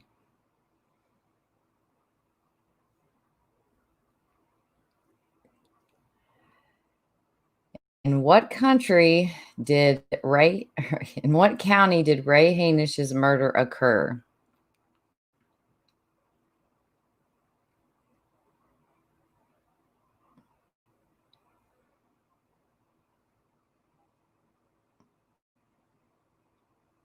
Yeah, I mean, you have been interviewed on everybody's.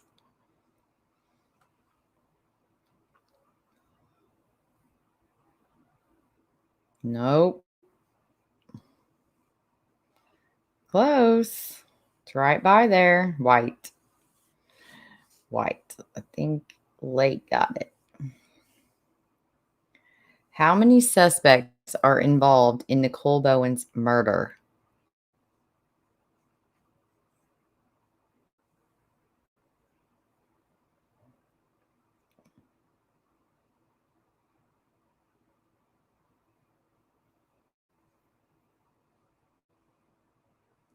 Yep. Lake again. What is the name of the little boy Crime and Innocence is trying to raise awareness for? What is his just first name? What is the little boy's name? They think he drowned. Sebastian, yes. What monument did Randy last discuss on his channel?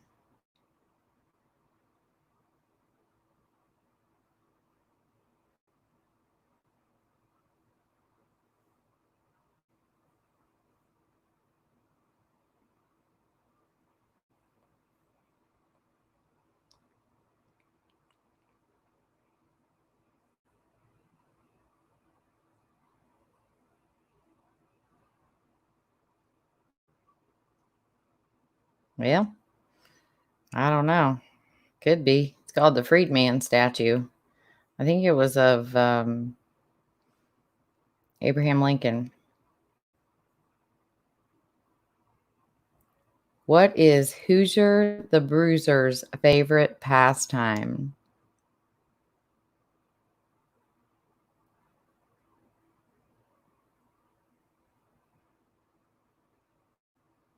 And you better call it by its right name, or he gets upset.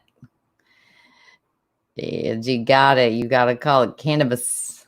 He does not like calling it marijuana or weed or whatever. It's cannabis.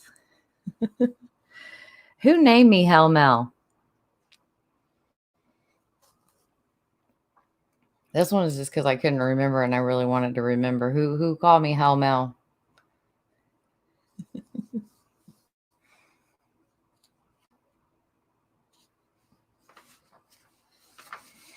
I think it was Nick.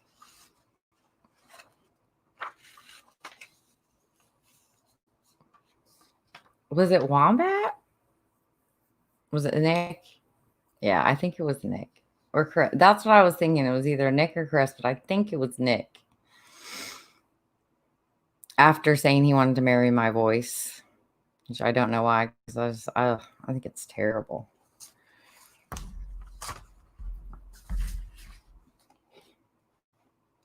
I keep leaving these A's comments up here, and they're all so appropriate.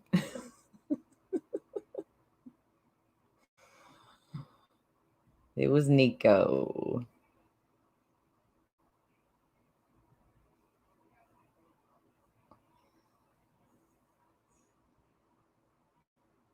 See, I need to see the one that I have like in my head is that's not very nice, and I don't think that you are, but it rhymes, so I keep like trying to come up with like a name for you since I'm Hell Mel. Then you have to be something. So I was like Nick the Dick. But it's just not very nice. So, and I don't think other people would appreciate me writing that in the chat. So, yeah, I keep leaving yours up there, and people like when because that's all you can see until the live comes on there, like a couple days later, or however long it takes them to upload it. And so, like, they're just gonna be like boobs. We talked about boobs.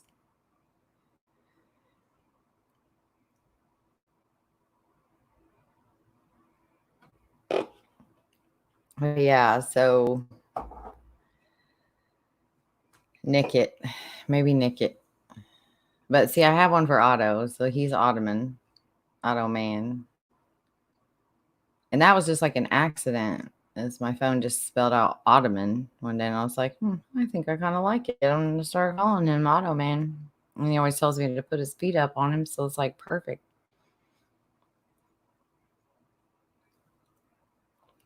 He's hurt my feelings. He never joined my lives. I don't think he's been in one.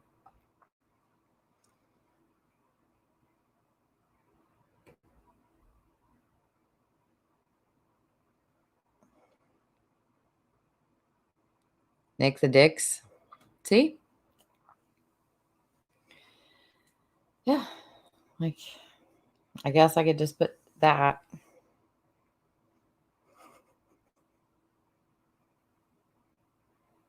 It is a thing. I say that all the time.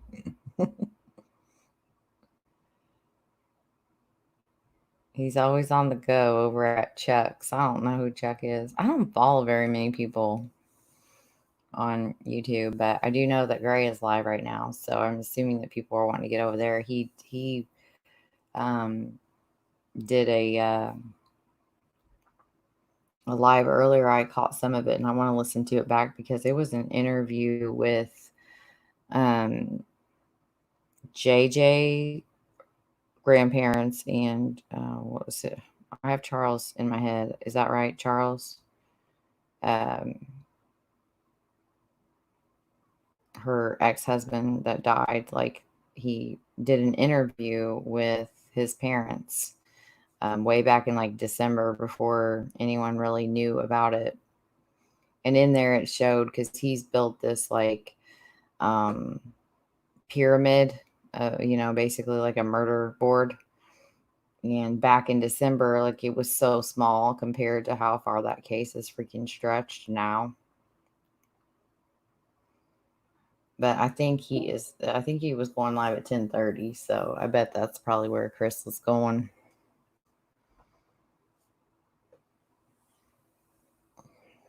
I'm sure somebody's on. There's always someone on.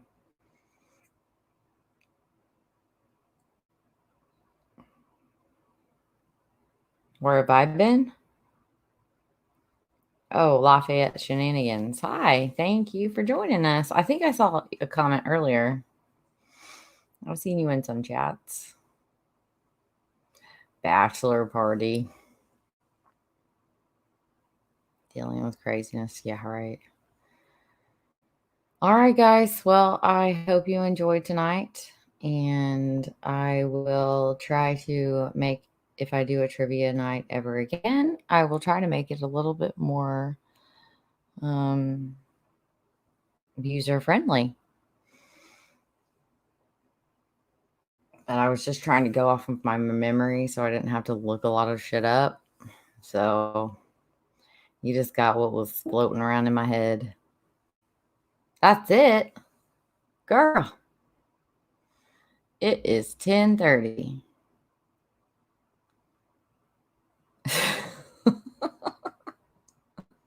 Good night, Hell Mel. Dumb it down for me. I mean, I think you won. Who won?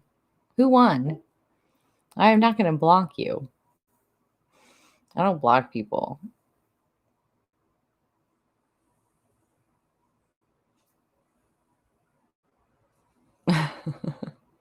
Yeah, who won? Mods, you were supposed to be telling me who won. I feel like it was pretty close.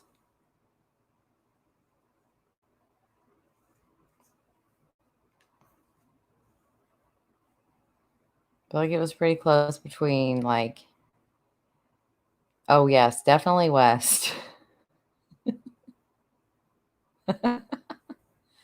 Nick, you say it was you? I would say it was either Nick, Blake, or West.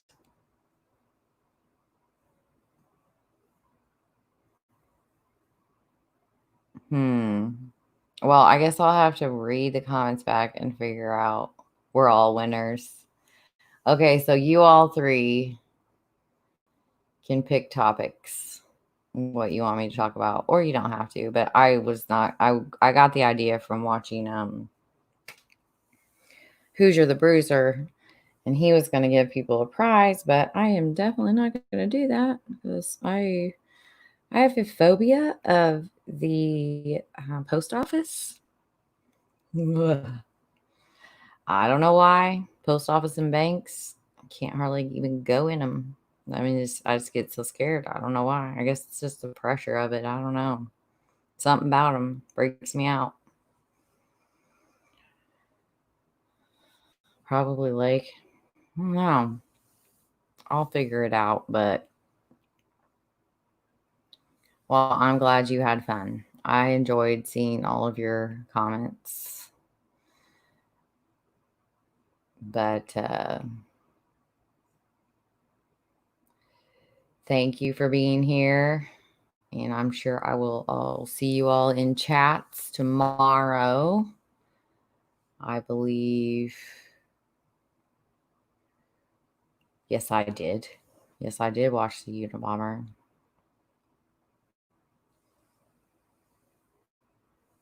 And Truth, are you going live tomorrow night? Is it Mondays and Wednesdays that you go live? And then Incognito, is she back from vacation? I think she should be on this week. All right, guys. I will catch you on the flip side. Have a good one.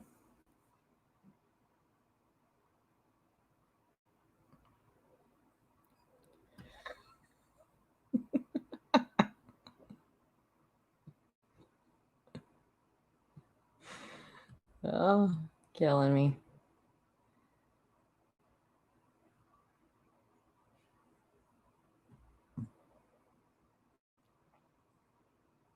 Oh, there you are. Just as I was about to end it, you show up. Good night. I talked about you.